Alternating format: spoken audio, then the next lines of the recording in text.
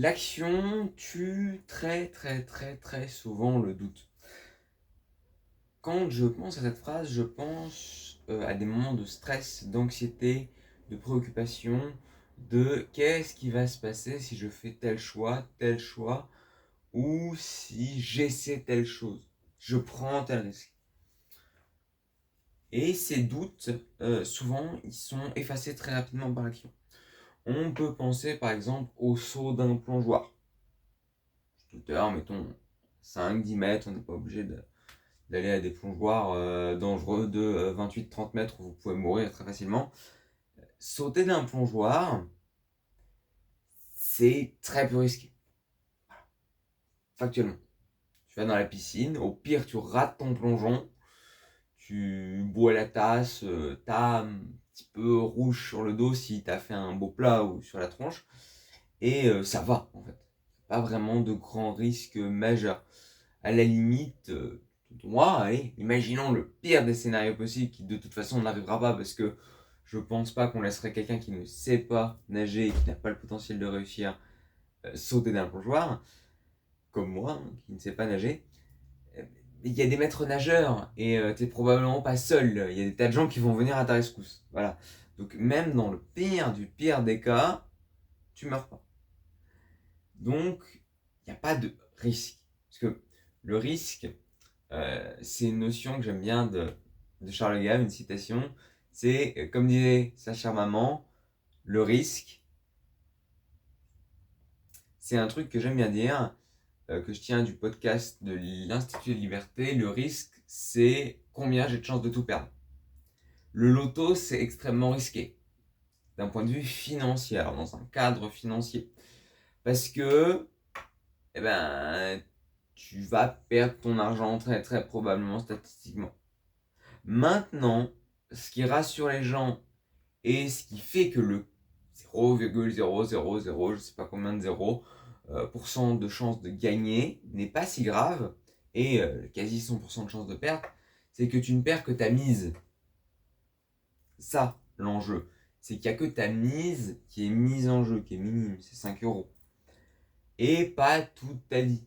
Si on demandait aux gens de faire une koji, c'est-à-dire ce streamer millionnaire A87 de QI, et on va le voir, ils ont un impact sur sa vie parce qu'il a décidé de prendre sa voiture, de la vendre et de miser toutes les thunes sur le noir en direct au casino en ligne. Bizarrement, ça a marché parce que c'est Toji, je ne sais pas comment ça marche, ce genre de choses. Ça fait des excellents clips sur Insta. Et là, le risque était énorme. Mais ce genre de risque, dans la vie, il n'y en a pas. Parce que le seul vrai moyen de tout perdre, c'est quoi? Aller en prison. Même là, t'es encore en vie et si on fait le calcul, dans 5 ans, t'es sorti.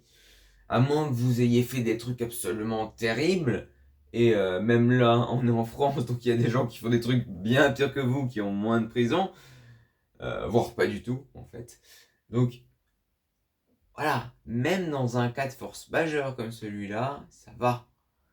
Même si tu te casses la jambe, voilà, t'as le tibia ou le fémur qui est cassé, eh ben on t'emmène à l'hôpital, t'as une opération et dans, allez, 6 semaines, c'est réparé, et dans 6 mois, tu remarches à peu près normalement. La sécurité est énorme. Et justement, l'action détruit cette anxiété qui n'est pas utile dans aucun cas.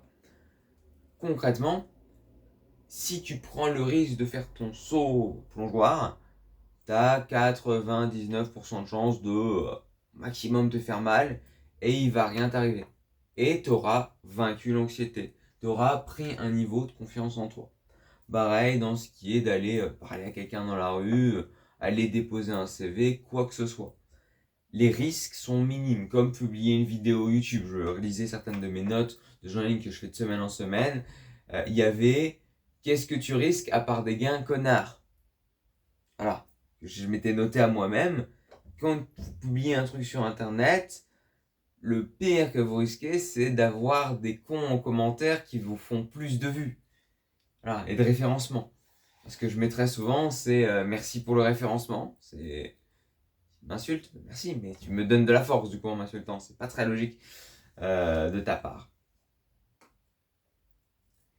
Et quoi qu'il arrive, comme je disais, même une fracture, même une faillite financière, même plein de trucs, c'est jamais souvent indélébile.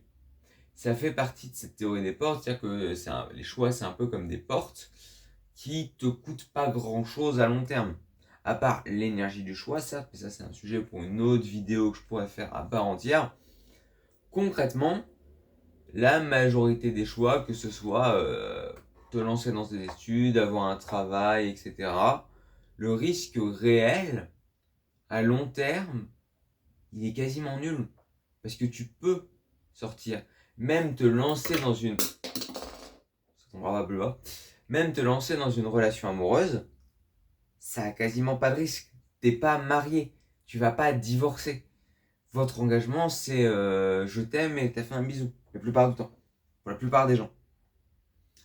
Acheter un livre, acheter même des actions, ce que vous voulez.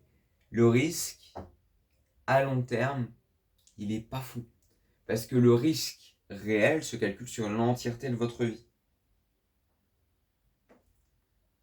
Bref, changez ça en vous. Essayez de prendre plus de petits risques qui ont plein de potentiel de gain et quasiment pas de potentiel finalement dans la vie dangereux, parce qu'il y a très peu de choses qui peuvent être extrêmement dangereuses dans la vie, surtout si vous êtes dans un pays d'Europe occidentale. On n'est pas en Amérique latine, il y a la mafia, ou dans des pays avec des variations géopolitiques énormes, avec du terrorisme et des guerres, et on n'est pas sur le front ukrainien, concrètement. Donc, changez votre mentalité, essayez de prendre des risques le plus souvent possible pour faire le plus de gains possible. Et je le rappelle, c'est identité, action, puis plan, jamais l'inverse.